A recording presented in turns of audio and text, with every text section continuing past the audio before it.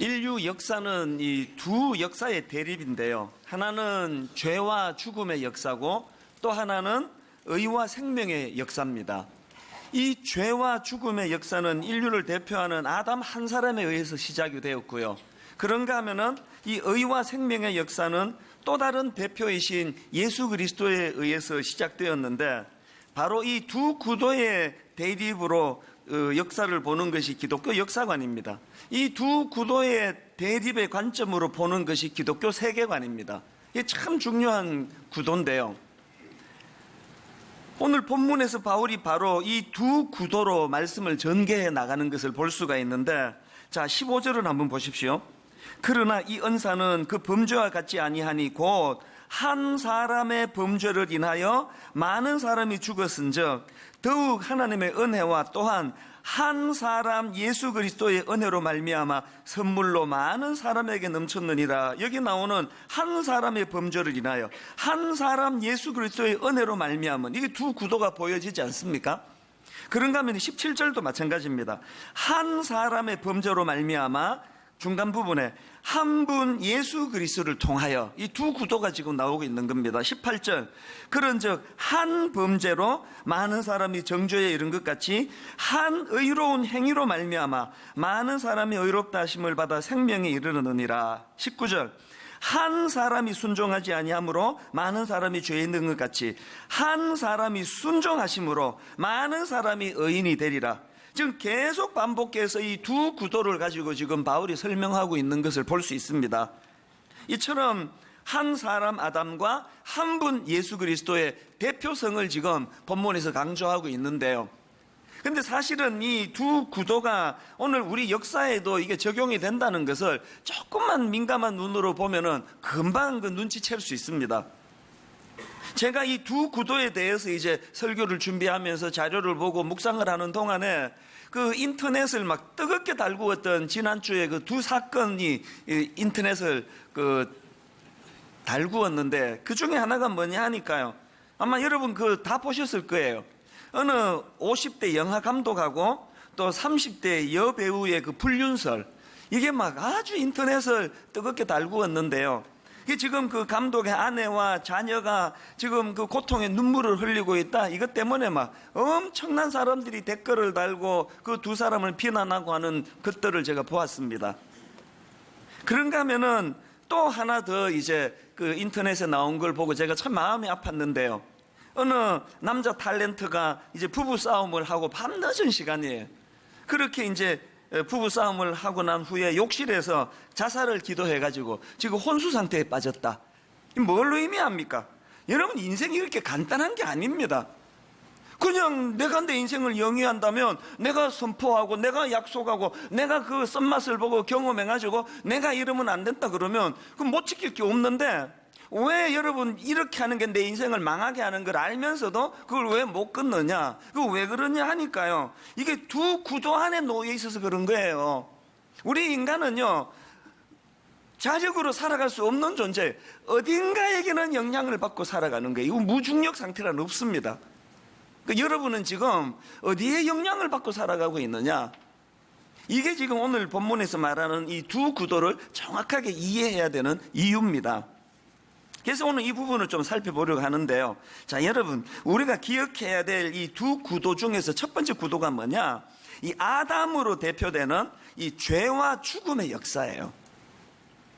12절, 그러므로 한 사람으로 말미암아 죄가 세상에 들어오고 죄로 말미암아 사망이 들어왔나니. 자, 여러분, 여기 나오는 이 한 사람으로 말미암아 죄가 세상에 들어오고, 이 말씀은요 창세기 3장을 배경으로 하고 있습니다. 창세기 3장 3절, 동산 중앙에 있는 나무의 열매는 하나님의 말씀에 너희는 먹지도 말고 만지지도 말라, 너희가 죽을까 하노라 하셨느니라.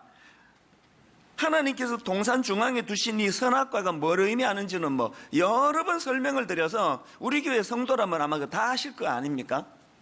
그 왜 하나님께서 기왕에 동산의 모든 것들을 다 먹고 누리고 그렇게 할 권한을 주셨는데, 기왕에 쓰는 김에 그것도 먹으라 그러면 되는데 왜 그것만 못 먹게 하는 거예요? 뭐 썩 좋은 표현은 아니지만 기왕 기마이 쓰는 김에 이런 말을 하잖아요. 또 그리고 또 뭐 그게 뭐 그렇게 그냥 하나님이 아끼는 거라서 이거 뭐 인간이 손대면 안 되는 거면은 그 유혹을 못 느끼도록 조금 구석진 데다가 두지 왜 동산 중앙에다 이거를 두느냐? 기억나시죠? 그건 동산 중앙에 둬야 되는 거라고요. 왜? 이 선악과는 뭘 위한 장치라 그랬죠? 아담과 하와가 하나님이 마련해 두신 동산 중앙의 선악과를 아침 저녁으로 보면서 자기 존재, 자기 신분을 확인하는 거예요. 내가 이 모든 것들을 다 누리고 즐기고 또 이것들을 사용할 권한이 내게 있지만 그러나 이건 내게 아니다. 주인은 하나님이시다. 창조주 되신 하나님이 주인이시고 하나님이 내게 이것을 위임해 주셨다. 이걸 자각하는 도구가 선악과예요. 분당 우리 교회 표면적으로 제가 개척했습니다. 30몇 명으로 시작해서 제가 송림중고등학교 들어올 때도 이사장님 만나고 행정실장 만나고 그래가지고 애를 써서 여기 들어오게 되게 한 것도 저고요. 이만큼 교회가 커질 때까지 표면적으로 매주일마다 수고한 건 저예요. 그렇기 때문에 제가 아침마다 저녁마다 확인해야 되는 건 선악과예요. 겉으로 아무리 이 교회를 내가 개척했고 내가 지금까지 담임 목사 노릇하지만 분당 우리 교회는 내 소유가 아니다. 내 개인 게 아니다. 이거 하나님의 소유다. 나는 하나님이 위임해 주신 종이다. 오늘이라도 하나님께서 발령권자, 임명권자 하나님이 저보고 이 목사 그동안 수고했다. 사표 내고 이제 제주도로 가서 교회 개척해라. 그러면 바로 내일 짐 싸가고 가야 되는 게 이게 내 존재다. 이걸 확인하는 게 이게 선악과예요. 상징적으로. 아담이 그걸 파괴해버린 거예요. 하나님께 반역 행위가 선악과를 따먹은 행위입니다. 자, 여기까지는 뭐 설명이 뭐 그렇게 어려운 거 아닙니다. 이미 다 알고 계시고요. 근데 이제 문제가 그 다음 구절인데요. 자, 12절을 다시 한번 보십시오. 그러므로 한 사람으로 말미암아 죄가 세상에 들어오고 죄로 말미암아 사망이 들어왔나니, 그 앞에는 지금 한 사람 단수라 그랬는데 그 다음 보세요.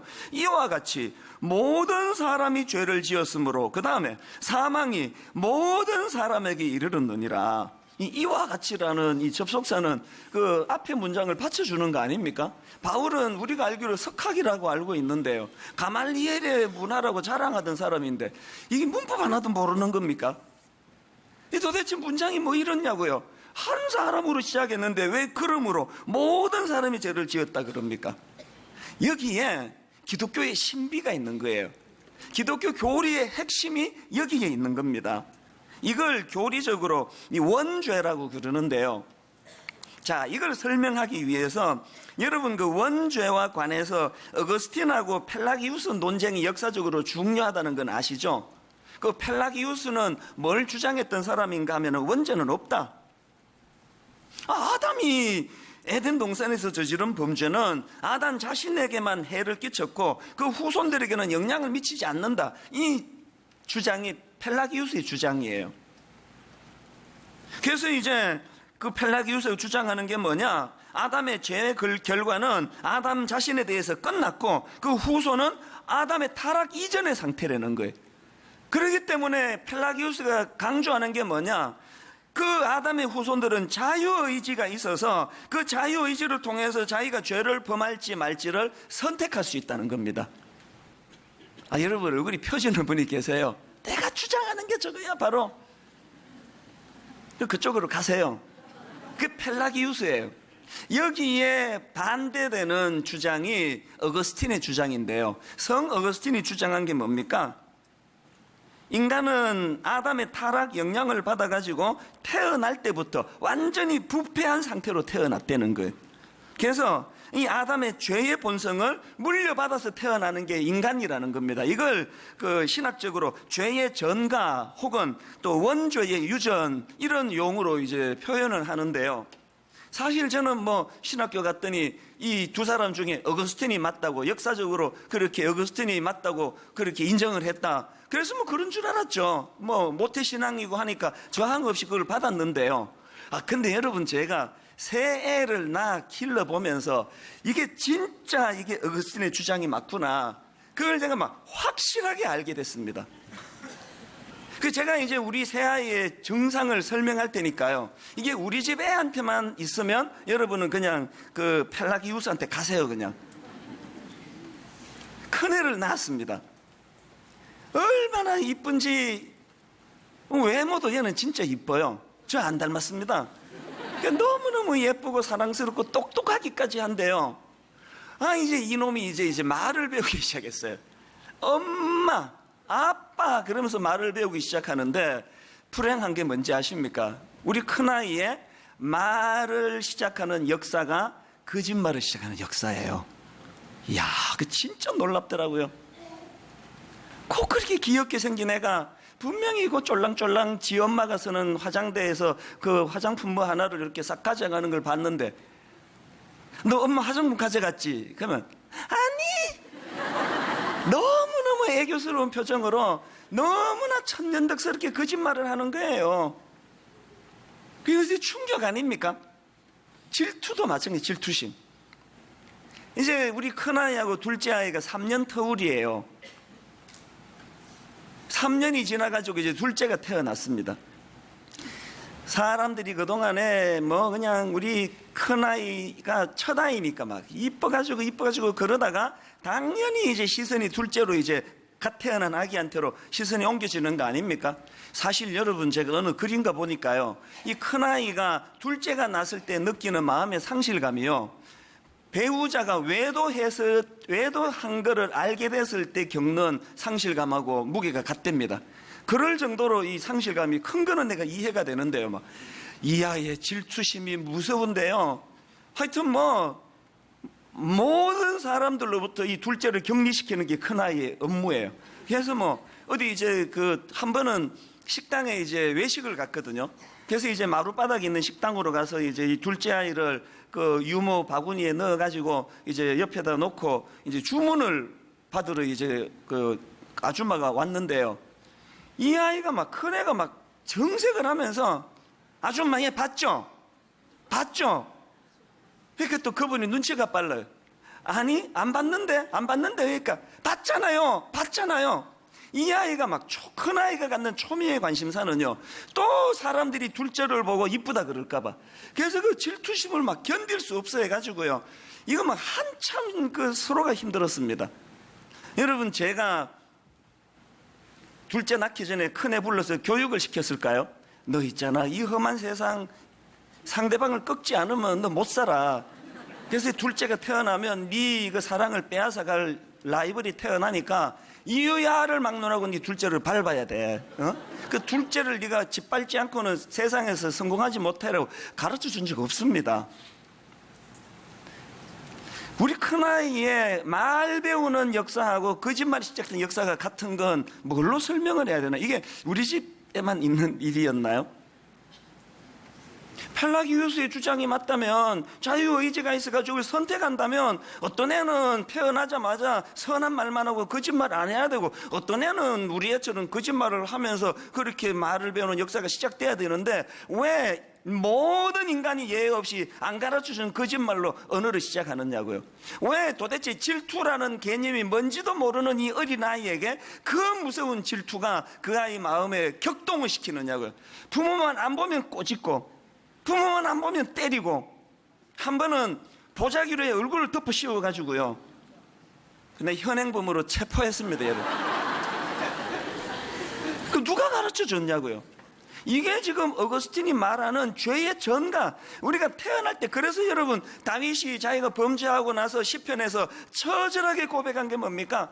우리 엄마가 죄 가운데에서 나를 잉태했다고. 내가 그 성적인 죄를 짓고 나서 죄인이 아니고 그 이전서부터 자기 안에 태어날 때부터 죄의 유전이 들어있다는 거 아닙니까? 그래서 신학적으로 이런 이야기 많이 들어보셨을 거예요. 죄 지어서 죄인이 아니고요, 죄인이어서 죄 짓는 거예요. 이게 죄의 유전이에요, 이게. 그래서 제가 이제 청소년들에게 이 문제가 중요하니까 뭐 청소년 사회 가면서 이걸 막 계속 많이 가르쳤는데요. 이제 아이들이 와서 막 따지는 게 주로 뭐 여러분 중에도 그런 마음의 갈등이 많았을 거예요. 그 선악과를 내가 따먹지도 않았는데 왜 나보고 그러느냐고. 내가 무슨 죄인이냐고. 그러면 제가 무슨 이야기를 하느냐. 네 안에 그 아담의 죄가 전가가 돼 있어서 죄의 요소가 있다는 걸 뭘로 보면 아는가 하면 네가 선악과를 안 따먹었다고? 내가 보니까 너 따먹었는데. 선악과가 뭐니? 하나님의 하나님 되심을 인정하고 피조물인 우리는 내 인생의 주인이 아님을 선포하도록 만든 장치가 선악과라면 너 안 따먹었니? 오늘 우리 내면에 이 하나님의 하나님 되심을 싫어하는 이 시대를 살고 있는 거 아닙니까? 오늘 우리 시대는요, 하나님이라는 존재를 다 죽여놓은 시대예요. 그래서 왜 기분 나쁘게 하나님만 하나님이냐는 거예요. 니도 하나님 될 수 있고 나도 하나님 될 수 있고, 이게 포스트 모더니즘의 중요한 한 현상이에요. 지금 여러분 연예인들 보고 막 갖다 붙이는 게 하나님 아닙니까? 유재석 씨가 막 사회도 잘 보고 성격도 반듯하고 그러니까 사람들이 이제 유느님이라고 불러요. 유재석이 하나님이라는 소리예요. 유느님이라고 부르거나 아니면은 갓재석이라 그럽니다. God, 갓, 하나님 유재석이라는 거예요. 이건 뭐 유재석 씨에만 붙입니까? 막 갖다 붙이면 아무데나 뭐 조금만 잘하면 다 뭐 음식 잘하면은 요리 잘하면 또 뭐 그 사람한테 뭐 너님 성에다가 그 하나님을 갖다 붙이고, 이게 오늘 우리 시대 뭘 말합니까? 선악과가 파괴된 시대에 아담으로 시작되는 죄와 죽음의 권세가 득세하고 있다는 증거라고 저는 생각하거든요. 아마 여러분 중에는 제가 이제 여러분은 선악과를 안 따먹었습니까? 여러분 내면에 선악과는 파괴되지 않았습니까? 그러면요, 자신 있게 대답하는 분 계실 거예요. 나는 안 따먹었습니다. 나는 하나님을 주인으로 인정합니다. 나는 하나님의 주권을 인정합니다. 나는 하나님께 순종하려고 했습니다. 내 내면의 선악과는 무너지지 않았습니다. 이렇게 말하는 분 계시다면 여러분이 뭘 착각하는가 하면요, 그게 여러분이 선악과를 안 따먹은 게 아니고요, 따먹어서 무너진 선악과를 복구했기 때문에 무너진 선악과가 복구된 거. 왜 바울이 로마서 1장 16절에서 내가 복음을 부끄러워하지 아니하노니 이 복음은 모든 믿는 자에게 구원을 주시는 하나님의 능력이 됨이라 이렇게 선포합니까? 왜 복음이 능력이라 그럽니까? 여기서 말하는 복음의 능력이 뭡니까? 그건요, 인간이 아담으로 대표되는 인간이 무너뜨린 선악과를 복구시켜주는 차원에서의 능력이에요. 이거 은혜라고 그러는 거 아닙니까? 우리가 그리스도 안에서 선악과가 복구가 되면 분당 우리 교회 담임 목사는 절대로 자기 자리를 이탈하지 않고 나는 하나님의 종에 불과하다는 걸 인식할 때 내 행복이 오더라고요. 그게 행복이더라고요. 왜? 자기가 자기를 인식할 때 행복이 오더라고요. 여러분이 자식 낳아놓고 그냥 우리나라 이 동양 문화권 이건 내 소유인 것처럼 그래가지고 사람들 자살할 때 보면 애들 데리고 자살하는 게 뭐예요? 내 인생 하직할 거니까 내 거 다 정리한다고 그렇게 생각하는 이 가치관이 우리에게 물들어 있어서 되겠습니까? 그 선악과가 복구된 부모는요, 그 아들이 내게 아니에요. 그 딸이 내게 아니에요. 하나님이 내게 위임해 주신 거예요. 이 사실을 정확하게 알 때 자녀 교육이 이루어지는 겁니다. 집착하지 않게 되는 거예요. 저는 오늘 이 말씀 가운데 내가 얼마나 이 죄와 사망의 권세가 득세하고 있는 이 오염된 세상에 내가 발을 딛고 사는가를 철저하게 인식하셔야 된다는 것. 자, 그런가 하면 두 번째 구도가 뭐냐 하니까 예수 그리스도로 대표되는 의와 생명의 역사의 구도. 21절을 보십시오. 이는 죄가 사망 안에서 왕노릇한 것 같이 은혜도 또한 의로 말미암아 왕노릇하여 우리 주 예수 그리스도로 말미암아 영생에 이르게 하려 함이라. 여러분, 여기 나오는 왕노릇하다는 이 표현은 원어로 보면 다스리다라는 단어의 다스리다라는 뜻이에요. 오늘 본문의 가장 중요한 키워드 중에 하나가 바로 이 왕노릇하다, 다스리다라는 단어인데요, 이 표현이 무려 5번 반복됩니다. 자, 로마서 5장 14절을 보십시오. 그러나 아담으로부터 모세까지 아담의 범죄와 같은 죄를 짓지 아니한 자들까지도 사망이 왕노릇하였나니, 여기 왕노릇하니, 사망이 왕노릇했답니다. 사망이 다스렸다는 표현을 쓰고 있습니다. 그 다음 17절에도 나옵니다. 한 사람의 범죄로 말미암아 사망이 그 한 사람을 통하여 뭐 했다고요? 왕노릇했다는 게, 다스렸다는 거예요. 더욱 은혜와 의의 선물을 넘치게 받은 자들은 한 분 예수 그리스도를 통하여 생명 안에서 왕노릇하리로다. 이 다스림의 대상이 바뀌었다는 이야기입니다. 그 다음에 21절, 이는 죄가 사망 안에서 왕노릇한 것 같이 은혜도 또한 의로 말미암아 왕노릇하여 우리 주 예수 그리스도로 말미암아 영생에 이르게 하려 함이라. 여러분, 지금 여기 5번에 걸쳐서 반복되는 왕노릇하다, 왕노릇하다, 왕노릇하다, 왕노릇하다, 왕노릇하다를 통해서 강조하고자 하는 포인트가 뭡니까? 날 다스리는 주인이 바뀌었다는 소리예요. 아담으로 대표되는 이 죄와 죽음의 권세의 그늘이 드리워진 이 땅에 아담의 원죄로 태어날 때부터 내가 그 죄의 무리 안에 내가 들어가 있었는데, 지금 로마서 5장 1절부터 11절까지 칭이 예수 그리스도의 십자가 사건을 통해서 이제 내가 더 이상 이 어둠과 죽음이 날 다스리도록 하는 그 영역에 있지 않고 어디로? 의와 생명의 영역 안으로 들어가게 됐다는 거예요. 다스림의 문제예요.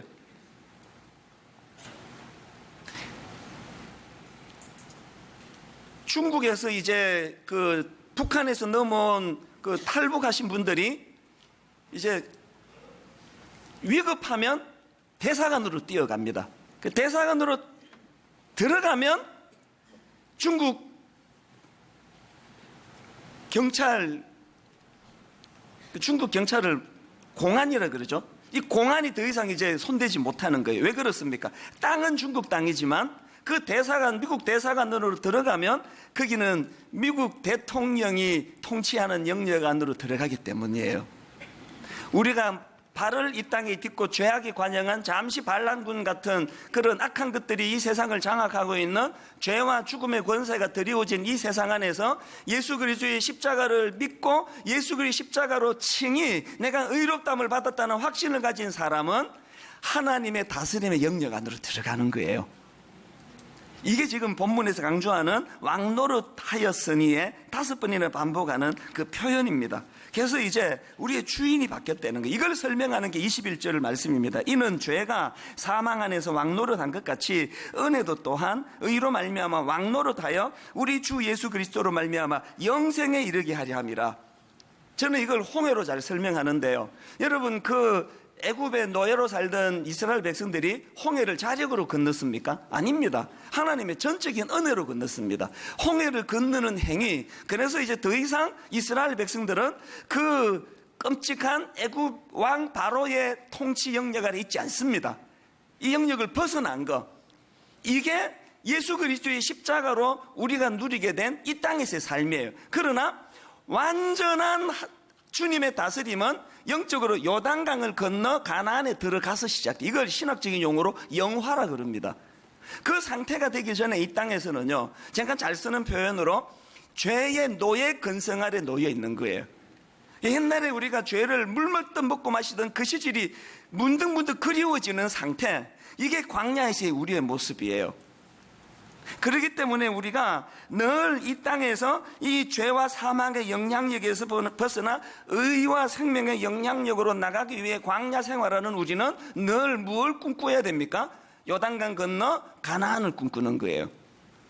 가끔씩 우리가 주책맞게도 죄의 노예 근성으로 그냥 옛 생활로 반복하고 돌아가고, 이 중에도 뭐 예수 믿는다 그래서 막 바람 피기도 하고 이러는 일이 있다 할지라도 어떻게 해야 됩니까?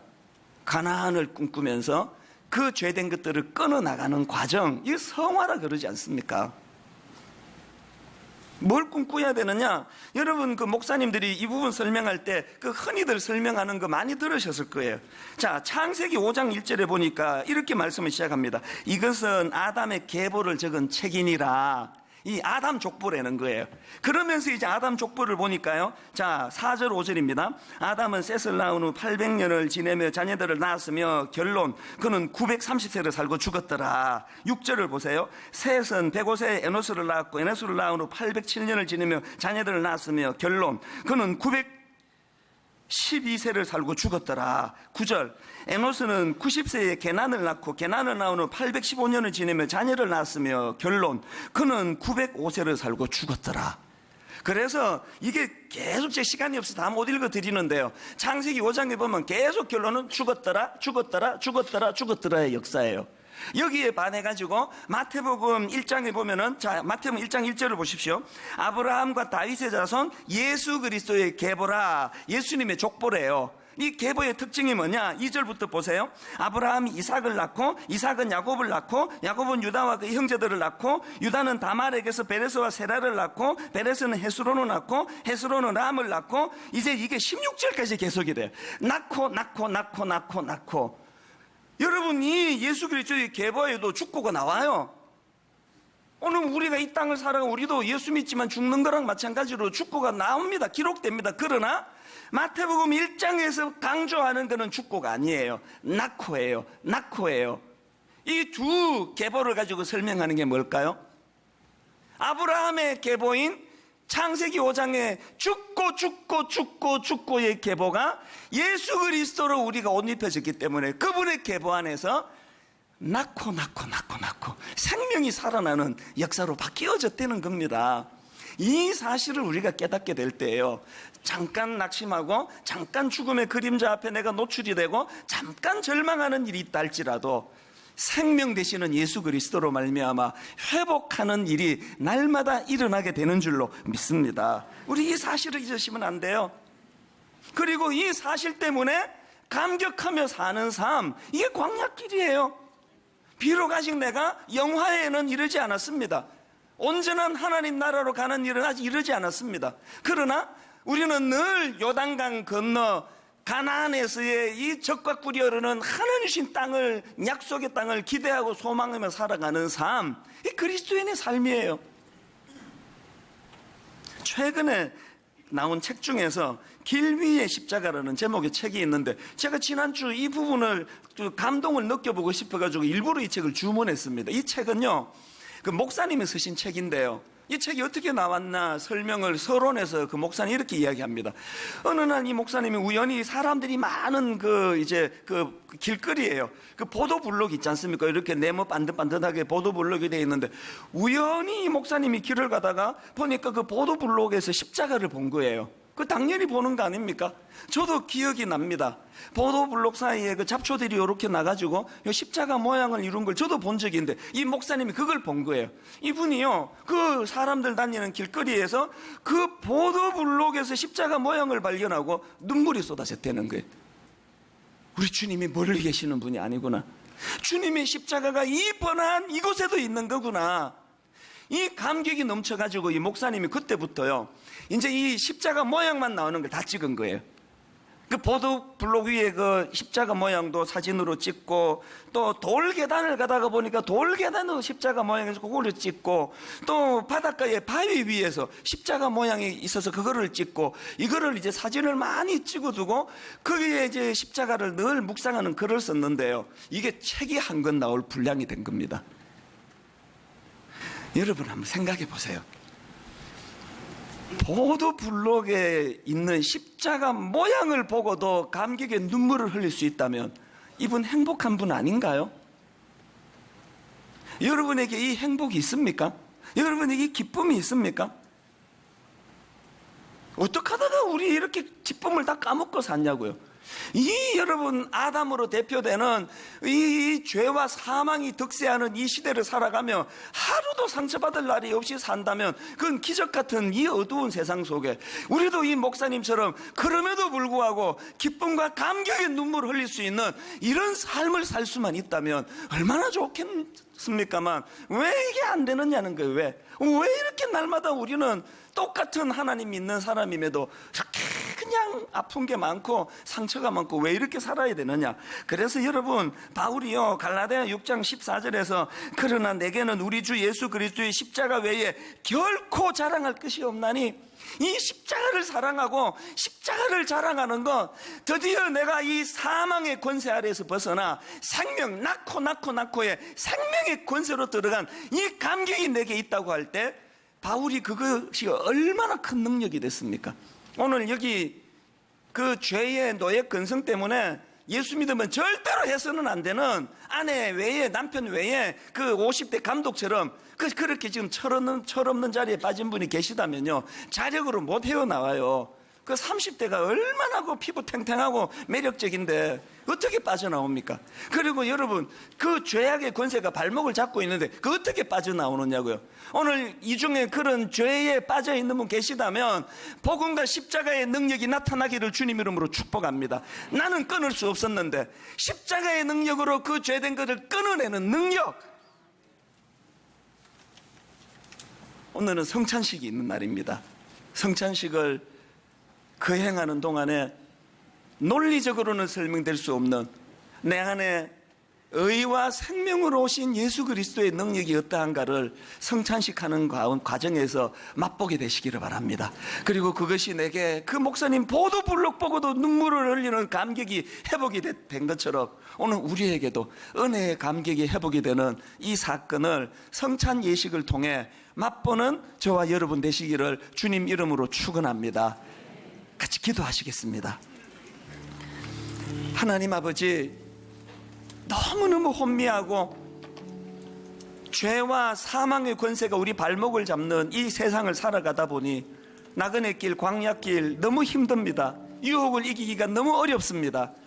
그래서 넘어지고 자빠지고 때로는 하나님이 죄의 노예 근성으로 참 부끄러운 자리에 빠질 수밖에 없는 우리지만, 그때마다 생명 되신 예수 그리스도, 죽고의 역사를 낳고 역사로 바꾸어 주시는 그 예수 그리스도를 붙잡고 그 십자가를 자랑하면서 아버지, 이 악한 음란한 패역한 이 시대를 이겨내는 저희들 되게 하여 주시옵소서.